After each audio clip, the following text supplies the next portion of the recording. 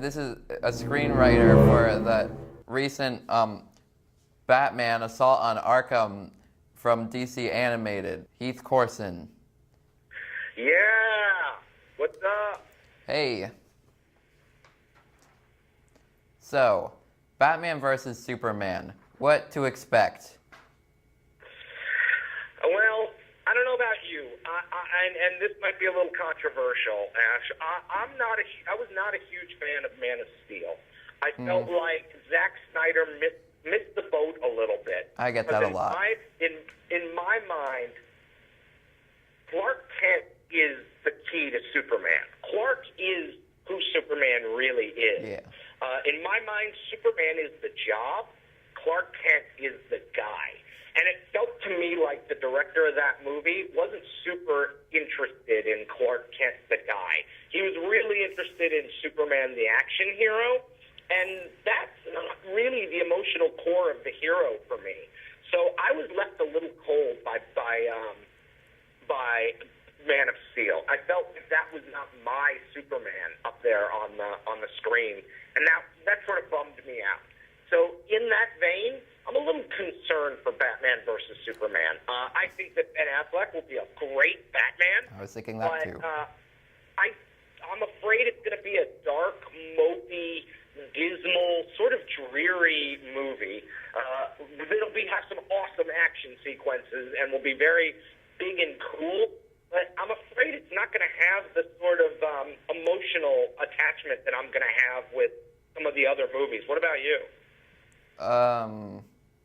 I don't know. I'm still gonna see it. I mean, because it's Batman and Superman. But that's the point. I think we're all gonna see it, you know. And so it really doesn't matter what people like me think, because it's gonna make a ton of money.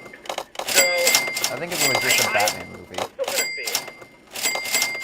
I think it would probably be better if it was just a Batman movie or something. I mean, I agree. They are bringing Wonder Woman into it though, so that's kind of cool.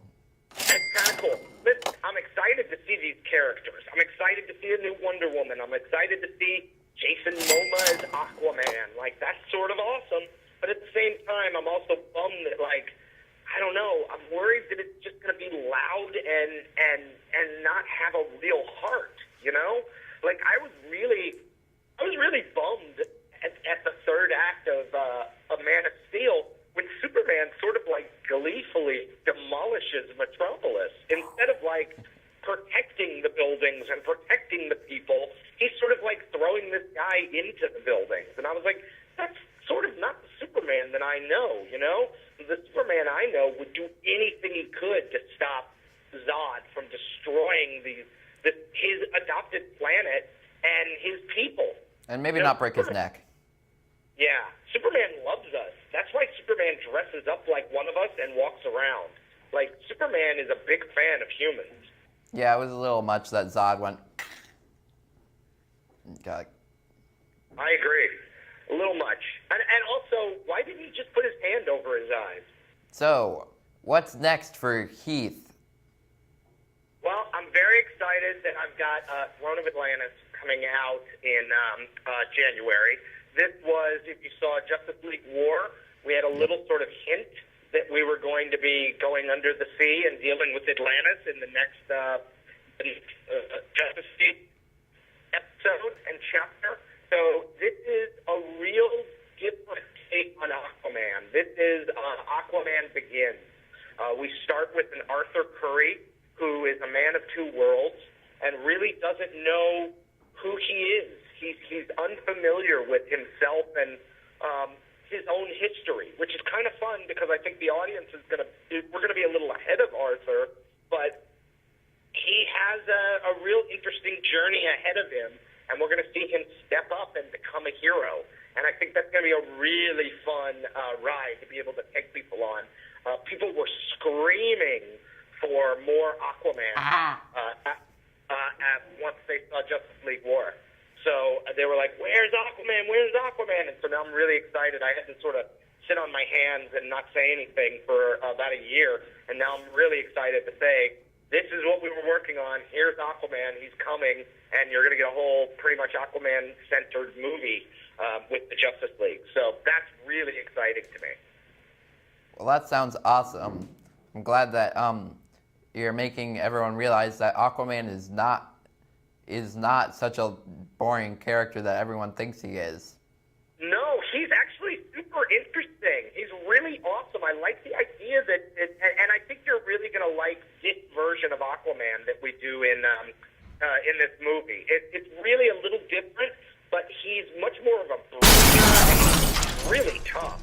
And he's a cool, angry guy who really has never known any part of his Atlantean background, and it all sort of comes swooping up to him, and he's got to deal with it. I mean, and it was a really interesting character to write, and I think it's going to look awesome. It's like underwater Thor. Sort yeah, of. Exactly. Like, he's really brutal, and he's much more of a Viking, and he's a tough dude, and it's going to be really fun once people see it. Well, Heath, it sounds like you've got a serious superhero problem. I would say that's fair. Yes. I would say that's fair, Ash. It sounds like you share in it as well, though. Yeah, that's fair. Okay. Just go mope around in my room. I was where you were a while ago, a long time ago, and now I get a chance to put my thoughts and my dreams and my imagination into these characters. So it's sort of a dream come true, and all I can say is it can happen to anybody. I was wondering what your like boyhood dream superhero movie to write would be. The boyhood dream. Well, there was a version of, I would do one of two. Suicide Squad was maybe one of my favorite characters ever. Like, I really loved that team. So to get to do a Suicide Squad movie was a huge dream come true. I would love to do it in live action. The other thing was that there was a version of the Justice League in the late 90s when I was in high school called Justice League International. Love that. It was written by a couple guys named Keith Geffen and J.M. DeMatteis, and written by a guy named Kevin McGuire. Drawn by a guy named Kevin McGuire, and you should look it up. And it was a funny version of the Justice League. And I don't think I'd ever, being a big comedy guy, I never knew there was such thing as a funny version of superheroes. So that, opened my mind, and I was like, oh my gosh, that's amazing. So I would love to do a movie version of Justice League International, or a TV version of Justice League International. That's always been a big dream of mine. I meant to ask what the deal is with Superman and Wonder Woman. I'm like, what about Lois? What about Steve Trevor? Yeah, we make a little bit of a meal about that in the next Justice League movie. You're going to see some of that in Throne of Atlantis. So it is kind of interesting, but I think anything that can give a little, take these characters in a new direction and do something surprising is a good thing. So even if he goes back to Lois, even if that becomes a new thing, at least we went in a surprising way for a little bit, because I think there's something hard about writing characters that have been around for 75 years, that we've seen them and we know what they do for 75 years. So you want to try to find something a little different and unusual to have these characters deal with. And so even if it doesn't stick, I think it's an interesting thing to explore. Well, Heath, thank you so much for being on the show. I'm glad I got to hear your opinions, and this show is going to be a lot more popular now because I haven't been having much interesting guests, and thank you. I appreciate it. My pleasure. I'm flattered that you thought to reach out, and I'd be glad to appear anytime. And you guys can follow me on Twitter at Heath Corson, and I'll love to talk to you at any time, Ash. Well, thank you, and see everyone next time on Bout. Weird way of saying talking about superheroes, which is what I should just call it. Farewell.